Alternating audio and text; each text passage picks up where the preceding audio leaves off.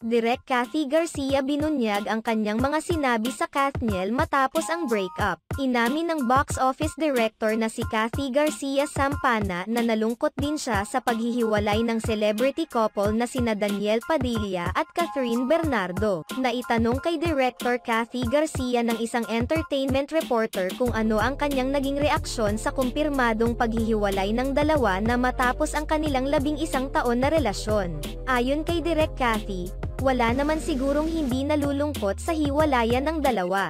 Ayon kay Direk Kathy, wala naman sigurong hindi nalulungkot sa hiwalayan ng dalawa.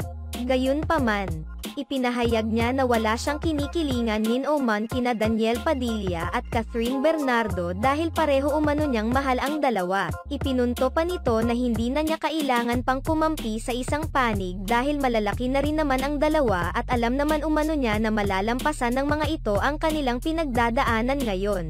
Nirerespeto rin umano niya ang dalawa at alam umano niya kung hanggang saan lamang ang kanyang boundaries.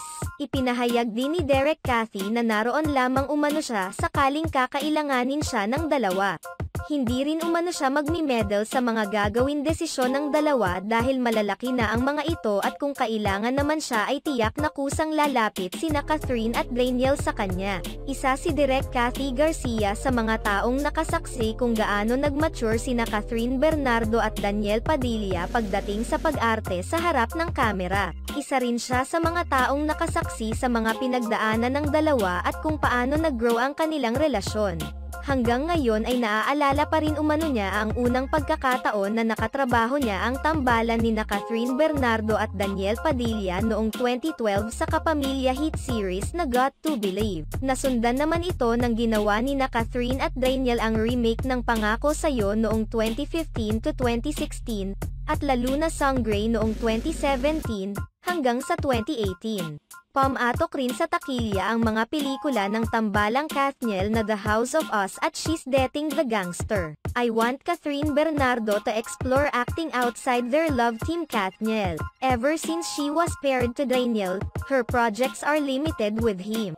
They didn't even let the two explore. That's why it was a great move that she was paired with Alden Richards in Hello, Love, Goodbye. And knowing Daniel has a say on whether Kath should work with other men is frustrating.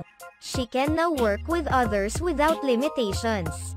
Once trust is broken, it's never going to be the same and will be hard to continue to have a genuine, peaceful at loving relationship because you will continue to always have doubts with your partner moving forward. Yes, you can forgive, but you can never forget a betrayal.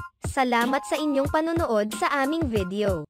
Maaaring mag-subscribe sa aming channel o i-follow ang aming Facebook page para updated kayo sa mga latest news. Ilagay ang iyong komento sa ibaba at atin yang babasahin sa next video.